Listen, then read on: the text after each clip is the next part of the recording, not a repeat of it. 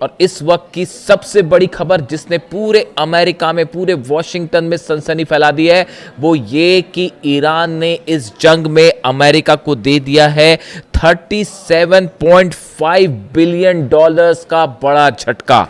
यानी अगर इसे कन्वर्ट करें तो 3,56,500 करोड़ रुपए का झटका दे दिया है अमेरिका को, और अमेरिका की संपत्ति को जलाकर राख कर दिया है। और इतना डॉलर्स का करीब नुकसान हो गया है या खर्च हो गया है, आप कह लें, अमेरिका का पूरा इस जंग में 37.5 बिलियन डॉलर्स। फिर से रिपीट करूं, 3,56,500 करोड़ का खर्च हो गया है अमेरिका का ईरान की इस जंग के ऊपर। और ये जानकारी कौन दे रहा है? ये जानकारी खुद अमेरिका के रक्षा मंत्री पीट हेग्सेथ दे रहे हैं। United States secretary of defense Pete Hegseth has put the latest official price tag on the US Israel war on Iran at 37.5 billion dollars. उन्होंने खुद ये जानकारी दी, सीनेट की एक कमेटी के सामने ये जानकारी दी है और ये बताया है कि करीब 37.5 बिलियन डॉलर्स खर्च हो चुके हैं इस जंग के ऊपर। अमेरिकी रक्षा विभाग पेंटागन ने हाल ही में सीनेट के सामने जानकारी दी है कि ईरान के साथ इस संघर्ष में अमेरिका अब तक 37.5 बिलियन खर्च कर चुका है। अमेरिकी रक्षा मंत्री पीट हेग्सेथ के अनुसार संघर्ष लंबा खींचने के कारण यह लागत अनुमानित आंकड़े से कहीं ज्यादा हो गई है और तेजी के साथ बढ़ रही है। यानी अमेरिका ये कहना चाह रहा है कि हमने जो सोच रखा था कि ईरान को इतने वक्त में हरा देंगे, ऐसा कुछ नहीं हो पाया और जंग और लंबी खिंचती जा रही है और बड़ी तेजी से हमारे ऊपर खर्चा पड़ रहा है। ये बात अमेरिका के रक्षा मंत्री कह रहे हैं। इस भारी नुकसान के बाद ट्रंप प्रशासन अमेरिकी कांग्रेस से अतिरिक्त 87 बिलियन डॉलर्स का इमरजेंसी फंड पास कराने की मांग कर रहा है ताकि मध्य पूर्व में सैन्य अभियानों और हथियारों की आपूर्ति को जारी रखा जाए।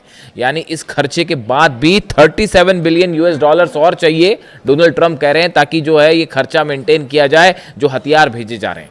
यानी आप देखिए कहाँ तो ईरान को पैसे देने की बात हो रही थी और फिर उसमें अड़ंगे डाले जा रहे थे, और अब जो सामने है मामला कि 3,56,000 करोड़ जो है वो अमेरिका के लग चुके हैं इस पूरी जंग में।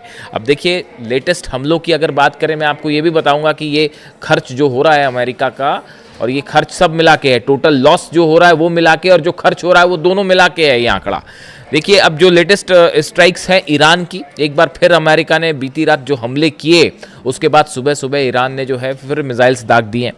Tehran launches more retaliatory attacks on Bahrain, Kuwait and Jordan. ये 3 जगह पर हमले किए गए हैं ईरान की तरफ से। A statement from Iran's military says Jordan Muwaffaq Salti airbase in Azraq and Bahrain Isa airbase have been targeted with drones. ये बयान ईरान की सेना की तरफ से आया है कि हमले कहाँ पे हुए हैं, जॉर्डन में हुए हैं, मुआफक सॉल्टी एयरबेस जो है यहाँ पर हमले हुए हैं अजराक में, और बहरीन में जो ईसा एयरबेस है यहाँ पर हमले किए गए। इसके अलावा देखिए the army targeted the housing and welfare buildings equipment war houses of the terrorist US army at the Azraq base in Jordan with drones in the morning. ये ईरान की सेना कह रही है कि ये जो हमले किए गए उसने अमेरिका की सेना के लिए टेररिस्ट ऑर्गेनाइजेशन शब्द का इस्तेमाल किया है, जो ईरान की सेना कह रही है। अब ये शेख ईसा एयरबेस जो है ये हमेशा से ईरान के निशाने पर रहा है, और ये जो खर्च देखिए, ये जो खर्च आ रहा है, जो आंकड़ा पीट हेग्सेथ बता रहे हैं, वो ऐसे अटैक्स जो हो रहे हैं इस पे नुकसान हो रहा है। मैं इसका आपको अलग से भी आंकड़ा दूंगा कि कहां पर जो है वो किस जगह पर कितना नुकसान हो रहा है। लेकिन अगर आज की अटैक्स की बात करें तो आज सुबह सुबह ईरान की तरफ से बहरीन में हमले किए गए हैं, कुवैत में हमले किए गए हैं, और एक बार फिर जॉर्डन में हमले किए गए। इसके अलावा कुवैत में कैंप दोहा बेस जो है बताया जा रहा है कि यहां पर आज सुबह बड़ी ड्रोन स्ट्राइक हुई है।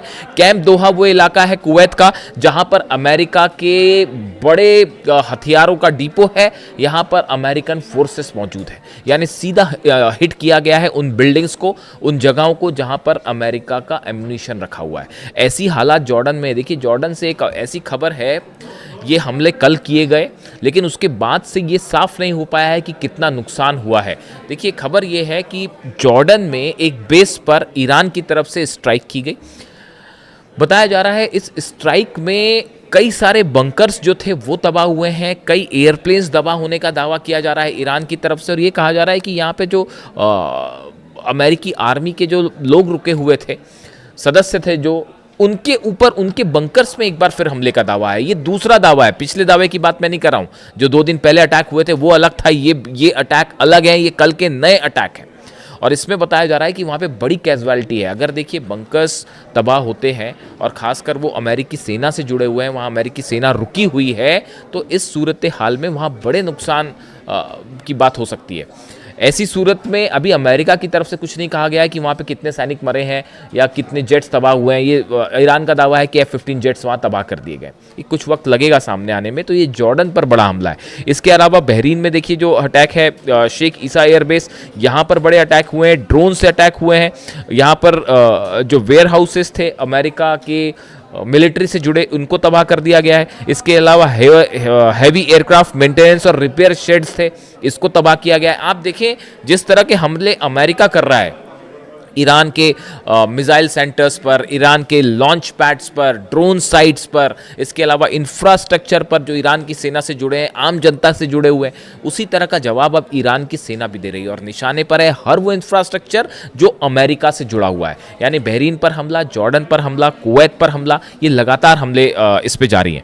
इसके अलावा देखिए ट्रंप का एक और बयान आया है जो बहुत ज़्यादा सोशल मीडिया में चर्चा पे है, पिकेक्स माउंटेन को लेकर। इस पर मैं अलग से एक पूरा आपको वीडियो करूंगा कि पिकेक्स माउंटेन वो जगह है जहां पर ये कहा जा रहा है कि ईरान का सीक्रेट न्यूक्लियर बेस है और यहां पर जो है यूरेनियम हो सकता है। ये करीब 500 फीट नीचे बताया जाता है ज़मीन के, और ये जागरोस की ऐसी पहाड़ियों में स्थित है, नतान्स के पास, जहां पर बंकर बस्टर बम्स भी अंदर जाना, अगर हिट भी होते हैं तो शायद नुकसान ना पहुंचाएं। अब वो कैसे वहां पर ऑपरेशन करेंगे डोनाल्ड ट्रंप, ये डोनाल्ड ट्रंप ही जान सकते हैं। लेकिन एक बात साफ है कि डोनाल्ड ट्रंप ने अब ये जानकारी दे दी है कि पिकेक्स माउंटेन पर हमला होना है। यानी ऐसा लगता है कि आज रात यहां पर हमले हो सकते हैं पिकेक्स माउंटेन पर। ईरान की तरफ से कहा गया है कि अगर पिकेक्स माउंटेन पर हमले होते हैं तो उसके बाद पूरा अरब जलेगा। एक भी इंफ्रास्ट्रक्चर नहीं छोड़ेंगे, ना ही अमेरिका के किसी बेसिस को छोड़ा जाएगा, और पूरा अरब जो है वो जलने लगेगा अगर पिकेक्स माउंटेन पर हमला होता है। देखिए बुशर में धमाके की फिर से खबर है। यहाँ पर अमेरिका की नेवी का बेस है, इसको निशाना बनाया गया है। अमेरिकी नेवी पे टारगेट करके हमले किए गए हैं बुशर में। हालांकि बुशर का जो कोर पावर प्लांट का कोर हिस्सा है उस पर फिलहाल हमले की खबरें नहीं है। इस तरह की जानकारी फिलहाल सामने आई है। अब देखिए 2-3 और बड़े डेवलपमेंट्स हैं जो कि पूरे मिडिल ईस्ट के हालात को तेज़ी से बदल रहे हैं। एक तो बताया जा रहा है कि डोनाल्ड ट्रंप सऊदी के साथ जो है वो एक नया न्यूक्लियर पैक्ट जो है वो शेप लेता दिखाई दे रहा है, और डोनाल्ड ट्रंप की तरफ से हाँ कर दिया गया है। सऊदी काफ़ी समय से सपना देख रहा है कि एटॉमिक पावर बने, उसको लेकर कोशिश है। देखिए असल में हकीकत ये है कि सऊदी उस तरह से जंग में शामिल नहीं होना चाहता जैसा डोनाल्ड ट्रंप चाहते हैं, और बिना सऊदी के हमले के अब ये जंग अमेरिका अकेले तो नहीं लड़ सकता। ये बात आप समझ लीजिए, बात तय हो गई है। ये अब तक की जो जंग निकल के आई है, देखिए मैं आपको बता रहा था कि कहाँ पर कितने नुकसान हुए। ये जो आंकड़े आते हैं कैसे आते हैं, 3,56,000 करोड़ का जो आंकड़ा आया है, 37.5 US बिलियन डॉलर्स, ये कैसे आता है। अली अल सलेम बेस है कुवैत में, यहाँ पे पेट्रियट सिस्टम तबाह हुआ है, इसकी कीमत क्या थी, 1.5 billion US dollars. Air surveillance and early warning radar तबाह हुआ है, इसकी कीमत है 300 मिलियन डॉलर्स। ये वो आंकड़े बता रहा हूं मैं जो अमेरिका को नुकसान हुए हैं। अगर आप बहरीन की बात करें, शेख ईसा एयरबेस पर पेट्रियट सिस्टम तबाह हुआ है, 1.5 बिलियन US डॉलर्स, करीब 1.5 से 2 बिलियन डॉलर की इसकी कीमत होती है। एयर सर्विलांस रडार जो है बहरीन में तबाह हुआ है, 300 मिलियन डॉलर्स। ऐसे ही हाल जॉर्डन में है, जॉर्डन में भी पेट्रियट सिस्टम तबाह है, 1.5 to 2 बिलियन डॉलर्स। यानी आप देखिए ये तीनों जगहों पर, तीनों बेसिस पर जो पेट्रियट सिस्टम है उसको टारगेट किया ईरान ने। इसके अलावा US command centre, fighter jet centre तबाह है, एयरक्राफ्ट सपोर्ट फैसिलिटीज तबाह है, और फ्यूल टैंक्स तबाह है। इन सब बेसिस पर, चाहे बहरीन की बात हो, चाहे जॉर्डन की बात हो, अली अल सलेम बेस कुवैत की बात हो, जो फाइटर जेट्स में इस्तेमाल किया जाने वाला फ्यूल होता है उसको ईरान ने टारगेट किया है। ये वो कीमत है जो पहुंचती है बड़े नुकसान की तरफ, बड़ा आंकड़ा पेश करती है। और बाकी जो खर्च हो रहा है वो तो हो ही रहा है। जो अपने एयरक्राफ्ट पे और अपने एयरक्राफ्ट कैरियर्स लाने में अमेरिका जो खर्च कर रहा है, वो हर रोज़ का उनका जो खर्चा हो रहा है वो तो हो ही रहा है। यानी इस जंग में बड़ा नुकसान हो रहा है अमेरिका को। और आर्थिक नुकसान, जंग वाला नुकसान तो हो ही रहा है, सैनिक मर रहे हैं, बेस जल रहे हैं, प्रभाव खत्म होता जा रहा है, और इकोनॉमिक जो नुकसान है इसी वजह से कहा जा रहा है कि बहुत लंबा नहीं खींच पाएंगे। वो सऊदी को कोशिश है, इस तरह की जानकारियां हैं कि सऊदी को किसी तरह से इस जंग में उलझाने की कोशिश है, लेकिन चीन की भी एंट्री हो गई है। चीन जो है वो अलग सऊदी पर अपना प्रभाव कायम रखना चाहता है। बहरीन में एक उसकी बड़ी चर्चा है, बहरीन में एक डिफेंस सिस्टम देखा गया जो बताया जाता है कि चाइना का बना हुआ है। यानी चाइना, देखिए वॉर में, जंग में यही होता है, जहाँ फ़ायदा वहाँ डील वाली बात होती है। अब हर कोई शख्स जो है वो ईरान की तरह, अली खामने साहब की तरह नहीं होगा कि जो एक बात कही दी तो उस पर कायम रहेंगे। खैर फिलहाल हालात ये है कि यूएई पर हमले हो रहे हैं, जॉर्डन पर हमले हो रहे हैं, बहरीन पर हमले हो रहे हैं, और ये सभी देश फिलहाल मिलके ईरान की मिसाइल्स और ड्रोन स्ट्राइक्स को नहीं रोक पा रहे हैं। अमेरिका इस जंग को आगे बढ़ाए जा रहा है, लेकिन बड़ा नुकसान अमेरिका को झेलने को मिल रहा है। सैनिक मर रहे हैं, सिस्टम्स तबाह हो रहे हैं। अरब इस बात को समझ चुका है कि अमेरिका डिफेंस सिस्टम से हमारी रक्षा नहीं कर सकता। इसी वजह से चाइना शायद अपने डिफेंस सिस्टम बेचने की कोशिश में है। देखिए इसीलिए कहा जाता है एक बात कि अमेरिका, डोनाल्ड ट्रंप जो हैं वो बड़ी बड़ी टॉमहॉक मिसाइल ला सकते हैं, लेकिन इमाम हुसैन वाला हौसला नहीं ला सकते। तो डोनाल्ड ट्रंप जो है F-35 और F-16 और F-18 जेट्स ला सकते हैं, लेकिन अली खामने साहब वाली हिम्मत नहीं ला सकते। अमेरिका जो है बड़े बड़े एयरक्राफ्ट कैरियर्स ला सकता है, लेकिन शहादत देने का जो जज्बा ईरान में है वो नहीं ला सकता। और यही वजह है कि जंग में ईरान एक बार फिर भारी पड़ रहा है, और न सिर्फ अमेरिका बल्कि सब अरब देशों पर लीड बनाए हुए है। और हालात ये है कि अगर अगले चंद दिन, और जो 72 घंटे का टाइम दिया था उसमें से 24 घंटे बीत चुके हैं, 48 घंटे बचे हैं। ईरान का कहना अगर जंग उसके बाद भी जारी रहती है तो ऑल आउट वॉर होगा। इससे जुड़ा जो भी अपडेट होगा आप तक पहुंचाएंगे। Thank you so much.